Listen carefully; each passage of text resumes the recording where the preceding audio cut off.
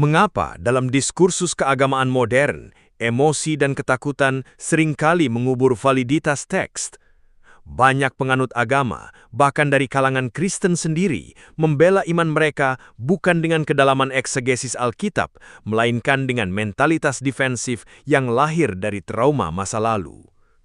Kali ini, melalui ruang dialog bersama Miss Christine, Edis TV memperlihatkan sebuah penyakit akut dalam dunia apologetika, ketidakmampuan memfilter informasi secara adil. Ketika kepanikan teologis membuat oknum-oknum seperti Agatha, Paul Zhang, atau Robert Mokondo secara membabi buta menyerang argumen kebenaran, mereka sebenarnya sedang mempertontonkan kedangkalan literasi mereka sendiri. Bagaimana mungkin seorang pengajar iman tega memutilasi teks Alkitab, menolak kehambaan Kristus, bahkan menciptakan doktrin sinting demi menghindari serangan oposisi? Mari kita preteli anatomi sesat pikir ini secara dingin. Miss Christine. Halo Bang Edis, wah thank you diterima. Halo, Miss Christine. Coba kenalkan diri dulu. Miss Christine ini Oh iya, Islam kah atau Kristen? Kalau dari raut-raut wajahnya nampaknya Kristen ini ya. nih, ya Oh aku iya. Christine, aku Kristen. Silakan. Apa yang mau Anda sampaikan? Mau nanya sih, boleh nggak? Boleh dong. Silakan. Aduh anjingku berisik. Ini, aku kan suka nonton apologet sebenarnya, yang konten-konten gitu. Cuman memang nggak bisa kayak apa ya, setiap setiap hari ngikutin kayak Bang Edis juga kan suka nge-live gitu ya. Nah, banyakan tuh nonton di YouTube sebenarnya kalau aku. Nah, aku mau nanya nih, bisa nggak kasih beberapa nama aja yang perlu dihindari gitu? Yang perlu dihindari apologet Kalau saya ini. tidak. Kalau saya tidak seperti itu. Ini jangan ditonton, tidak. Kalau saya tonton semua biar dapat ilmu, biar ngerti siapa orangnya. Enggak, maksudnya biar gampang untuk memfilter gitu loh. Soalnya kan kemarin ada dengar-dengar katanya dulu aku suka nonton yang namanya Agatha. Tapi pas lihat kemarin itu ternyata katanya nggak bener lah atau gimana. Jadi bingung gitu Bang. Kalau saya orangnya itu sangat fair. Jangan pernah dengar katanya. Katanya itu hanya sekedar info-info saja. Bagaimana untuk mengetahui persis sesuatu pengajaran? Ya harus kita teliti. Di dalam Alkitab dikatakan ujilah. Ujilah, betul nggak? Iya, ujilah setiap roh apakah dia berasal dari Tuhan atau dia berasal dari si jahat. Itu kalau saya harus fair. Saya itu paling fair orangnya. Nggak boleh kita itu, si Anu itu nggak bener kata orang. Nggak bisa kalau seperti itu. Harus kita teliti, harus kita pelajari. Nah, kemarin yang saya ngobrol dengan si Agatha alias Afrida Magdalena, itu berbicara mengenai pernyataan. Apakah pernyataan Yesus hamba Tuhan adalah pernyataan yang sesat? Nah, dia bilang kalau Yesus hamba Tuhan itu pernyataan yang sesat. Begitu. Kenapa tuh? Ya karena dia bilang Yesus bukan hamba Tuhan. Yesus itu Tuhan, bukan hamba Tuhan. Bukannya ada ayat yang ini tentang Yesus hamba Tuhan gitu? Ya ada jelas itu. Bahkan Rasul Petrus sendiri yang mengatakan demikian. Begitu. Jadi semua konteksnya itu semua adalah perdebatan dengan orang-orang Islam. Jadi gini ceritanya, biar saya kasih tahu ya. Ceritanya itu begini. Jadi perdebatan antara orang Islam dan Kristen ini itu sebenarnya perdebatan yang sebenarnya tidak nyambung sama sekali. Saya kasih contoh. Orang Islam akan mati-matian mengatakan bahwa Yesus itu adalah hamba Tuhan. Dengan maksud apa? Dengan maksud membuktikan Islam itu benar. Padahal dengan mengatakan Yesus hamba Tuhan, itu sama sekali tidak membuktikan Islam itu benar. Gini, waktu orang Islam berkata Yesus hamba Tuhan, orang Islam ingin mengatakan bahwa Tuhan di situ maksudnya Allah yang mereka sembah. Maksudnya Yesus hamba Tuhan itu adalah Yesus hamba daripada Tuhan Allah Subhanahu wa Ta'ala. Itu yang orang Islam maksudkan.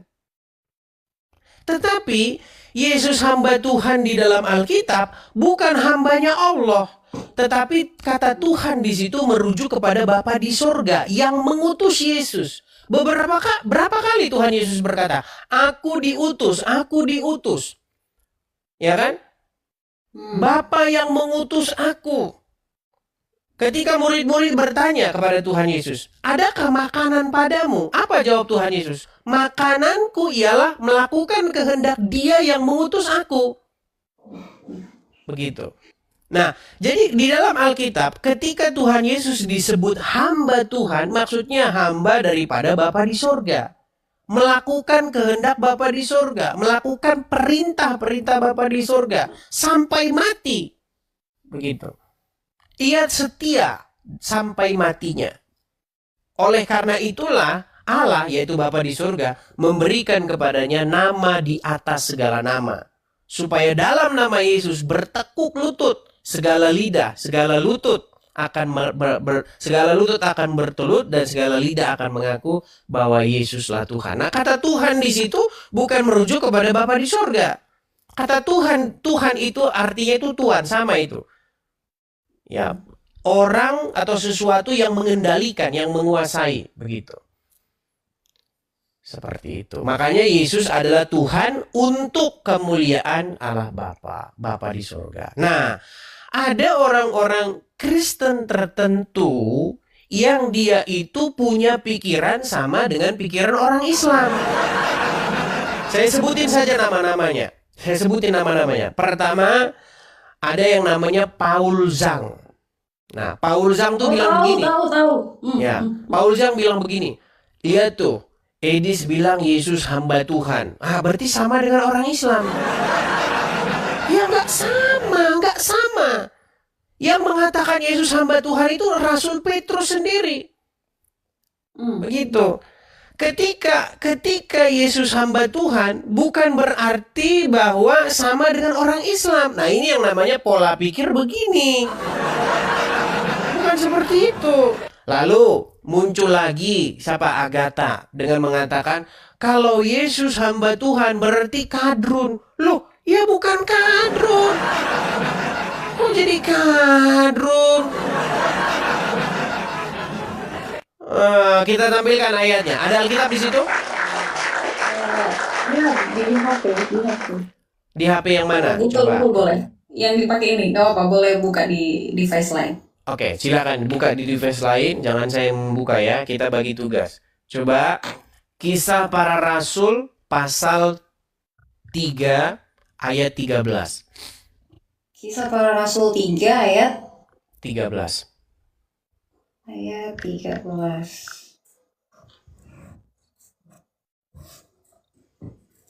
Nih, yang Rasul Petrus berkhotbah kepada orang banyak di bait suci itu. Langsung ke ayat 13-nya. Oke. Ini kok tampilannya agak ini ya. Yang ini ya, terjemahan baru. Silakan. Kisah Para Rasul 3:13. Allah Abraham, Ishak dan Yakub itu. Ya. Allah nenek moyang kita telah memuliakan hambanya, yaitu Yesus yang kamu serahkan. Nah itu. Allah di depan Pilatus. Yang ngomong Allah Abraham, Allah Ishak, Allah Yakub telah memuliakan hambanya. Siapa? Yaitu Yesus yang engkau tolak. Tuh. Yang ngomong begitu adalah Rasul Petrus sendiri. Rasul Petrus difitnah sebagai kadrun. Kan sinting orang-orang ini sinting. Begitu. Apa yang saya katakan? Jadi gini, ketika orang Islam ngomong Yesus hamba Tuhan, ya, bukan karena dia Islam lalu kita bantah semua argumennya. Ada orang-orang Kristen seperti itu. Nah, biasanya orang-orang Kristen seperti ini orang-orang Kristen yang mengalami trauma dengan orang-orang Islam. Paul Zhang itu Dia gini, karena dia punya rasa trauma dengan orang Islam, apapun yang orang Islam ngomong dilawan. Oke? Begitu. Padahal saya kasih contoh, misal begini. Misal Anda, mohon maaf nih, punya pacar orang Islam. Oke? Nah, suatu saat pacar Anda ini menyakiti Anda, mengecewakan Anda. Lalu Anda trauma nih, oh orang Islam begini gitu. Sehingga apapun yang dia omong pokoknya salah. Misalnya jam 12 siang, ya matahari terik, terus dia bilang, itu ada matahari di atas. Gara-gara dia yang ngomong, bohong. Bukan begitu. Ya, paham. Jadi cara kita diskusi itu bukan seperti itu. Begitu loh. Kalau dia, walaupun dia itu pernah kita punya rasa trauma dengan mereka, kita punya perbedaan dengan mereka, bukan berarti apa yang mereka sampaikan itu lalu kita bantah membabi buta. Jadi ketika orang Islam berkata, Edis, apakah Yesus hamba Tuhan? Iya, betul. Yesus hamba Tuhan di dalam Alkitab. Tetapi Tuhan di situ bukan Allah seperti halusinasi di dalam kepala. Makanya dia ngomong sekaligus kita koreksi. Begitu loh, kita benarkan sekaligus kita koreksi maksudnya. Itu model diskusi seperti itu, bukan bukan. Kalau seperti itu akhirnya Anda tidak mengakui kehambaan Yesus kepada Bapa di surga. Dan itu sudah dikutuk sebagai antikristus. Barang siapa yang tidak mengakui, tidak percaya bahwa Yesus telah datang, Kristus Mesias telah datang sebagai manusia, terkutuklah dia. Bahwa dia itu adalah penyesat dan antikristus. Nah, banyak orang-orang seperti ini. Seperti si Agatha, si Robert Mukondo, ya kan? Rudy Iskar. Mereka tidak mengakui bahwa Yesus datang sebagai hamba, melakukan kehendak Bapa di surga. Begitu. Nah, orang-orang seperti inilah memang yang akhirnya menjadi batu sandungan dalam pemberitaan kebenaran. Seperti itu. Makanya menurut mereka, orang-orang ini sebenarnya adalah oneness yang belum menetas. Jadi mereka itu lagi nyamar sebagai Kristen berpaham Tritunggal, tapi sebenarnya berpaham oneness. Jadi menurut mereka, oneness itu maksudnya mereka nggak percaya Tritunggal gitu? oneness itu mereka mempercayai bahwa Bapa di surga itu menjelma menjadi Yesus. Lalu ketika Yesus berdoa, dia berdoa kepada dirinya sendiri. Jadi Yesus itu hamba dirinya sendiri gitu loh. Yang membuat mereka seperti itu karena mereka gagal memahami kata Tuhan. Kegagalan mereka memahami kata Tuhan itu membuat mereka akhirnya Yesus menghamba kepada diri dia sendiri. Nah, itulah argumen daripada Agatal. Begitu. Coba, bagaimana Yesus menghamba kepada dirinya sendiri? Ya Bapakku, yaitu aku. Ini yang membuat akhirnya Kristen diolok-olok itu seperti itu karena orang-orang yang belum netas ini. Begitu. Iya sih, tapi memang dulu pernah sih Bang Edis, dulu kan waktu masih kecil gitu kan, terus diajari Tritunggal. Memang waktu dulu sempat ada kayak ini seingatku ya, ada pengajaran tentang ya Yesus itu adalah Bapa sendiri. Kayak gitu. Jadi mungkin pola pikirnya tuh kebentuk kayak, oke, berarti Yesus itu sama dengan Bapa. Berarti ketika dia turun ke dunia, terus ada di ayat yang dia berdoa kepada Bapa, itu dia berdoa ke dirinya dia sendiri gitu. Nah, itu yang makanya dibilang ajaran sinting. Yesus berdoa kepada diri dia sendiri, ini kan sinting. Makanya yang diserang orang Islam itu sebenarnya. Orang Islam itu menyerang bukan ajaran Kristen. Yang mereka serang itu adalah ajaran orang-orang Kristen yang ngaku Kristen padahal ajarannya bukan Kristen. Itu sebenarnya di situ. Saya udah 14 tahun saya itu berdebat dengan orang Islam. Saya ngerti betul orang Islam itu isi pikiran mereka itu saya tahu betul. Mereka sedang menyerang pengajaran-pengajaran yang berasal dari orang-orang Kristen yang seperti model-model Agatha, Robert itu. Yesus hamba dirinya sendiri. Yesus mengutus Yesus. Nah, itu dia tuh bingung kan akhirnya kalau misalnya ya kayak gitu Oneness gitu bingung gitu. Ya itulah. Makanya ketika di Taman Getsemani, apa? Tuhan Yesus berdoa bagaimana? Ya Bapa, jikalau sekiranya mungkin, biarlah cawan ini lalu daripadaku. Perhatikan kata-kata ini. Tetapi bukan kehendakku. Kata Tuhan Yesus kan, bukan kehendakku yang terjadi, melainkan kehendakmu. Lah bagaimana mungkin engkau adalah aku? Itu kan berarti ada dua pribadi yang berbeda. Jelas, betul sekali. Seperti itu. Ada dua pribadi betul yang berbeda. Yang satu Bapa di surga, yang satu adalah Mesias yang diutusnya. Seperti itu. Nah, Mesias inilah yang akan menyelamatkan seluruh umat manusia bagi yang percaya kepadanya. Pertanyaan tentang siapa Yesus sudah diutarakan oleh Tuhan Yesus sendiri. Bukan kita yang pertama kali nanya siapa Yesus. Tuhan Yesus sendiri langsung. Oh, Tuhan Yesus pernah berkata, kata orang siapa aku ini? Kan itu yang ditanyakan. Iya, ada yang berkata engkau adalah Elia, ada yang berkata engkau adalah ini, engkau adalah itu, engkau adalah itu. Lalu apa kata Tuhan Yesus kepada Rasul Petrus? Tetapi menurutmu siapa aku ini? Apa kata Rasul Petrus? Jawabannya itu di situ. Engkau adalah Mesias, anak Allah. Itu jawabannya.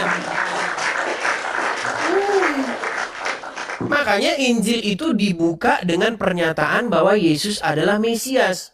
Kalau Mesias itu nggak familiar dalam telinga orang Kristen. Yang familiar itu Kristus. Makanya Injil Matius itu dibuka dengan kata-kata inilah silsilah Yesus Kristus. Karena nama Yesus itu nama pasaran. Nama Yeshua itu nama seperti nama Joko. Banyak sekali orang yang pakai nama seperti itu. Nah, makanya untuk membedakan Yesus yang lain, ada Yesus Barabas, ada Yesus ini, dikasih embel-embelnya di situ, gelarnya, yaitu Kristus. Makanya Yesus yang adalah Mesias. Makanya Injil dibuka, Matius dibuka dengan kata-kata itu. Inilah silsilah Yesus Kristus, anak Daud, anak Abraham. Jadi memberitahu tentang janji-janji Tuhan yang digenapi di dalam perjanjian lama, bahwa Tuhan akan menyelamatkan seluruh umat manusia melalui keturunan Abraham. Seperti itu, melalui keturunan Daud, yaitu Mesias. Nah, ditutup juga dengan pernyataan itu. Di dalam Injil Yohanes, penutup Injil Yohanes itu dibilang seperti itu. Ya, jikalau semuanya mau ditulis itu, agaknya dunia ini nggak akan muat. Nah, makanya ditutup dengan supaya engkau percaya bahwa Yesuslah Mesias. Makanya kita disebut dengan umat Mesias, umat Kristus, gitu. Makanya kita disebut Kristen. Kristen itu dari kata Kristus atau Mesias itu. Itu ajarannya.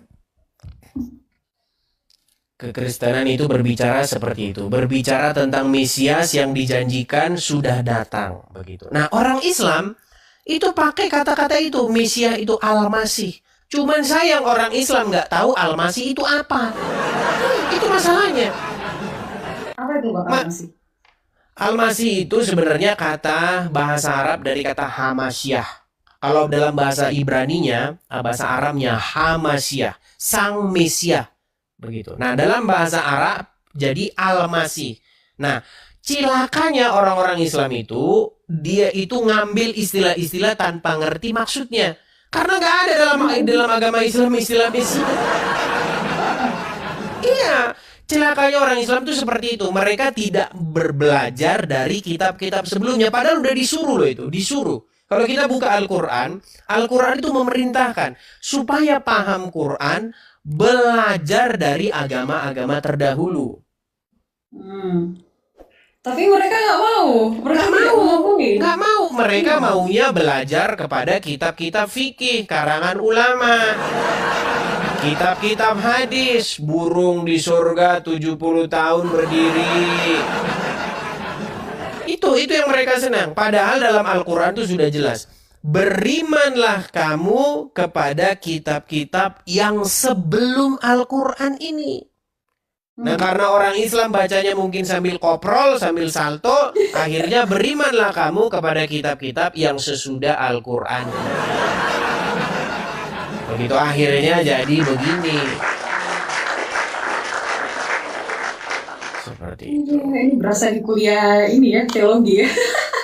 Ya, kekristenan memang seperti itu. 3 Injil, Matius, Markus, Lukas, itu berbicara tentang Yesus Sang Mesias, anak manusia. Ya, seorang hamba yang melakukan pekerjaan yang diberikan oleh Bapa kepadanya untuk misi penyelamatan umat manusia. Nah, satu-satunya Injil yang berbicara tentang Sang Firman yang menjadi daging itu adalah Injil Yohanes. Nah, Injil Yohanes ini Injil spesial.